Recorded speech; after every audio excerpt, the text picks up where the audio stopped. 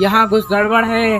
देखो कितनी जोर जोर हवाएं चल रही हैं। जरूर यहाँ पर किसी के हम लोग सीआईडी में तुरंत पता चल जाता है किसी का खून हुआ है यहाँ पर।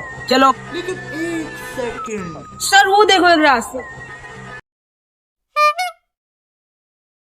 दया मैंने पहले ही बताया था, उसको चेक करो।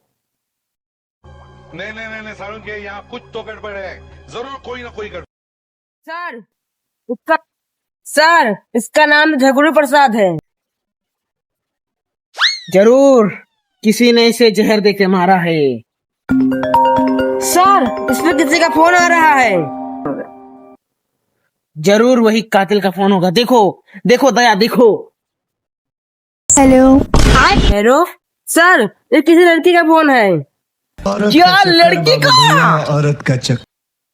अरे वाह मामा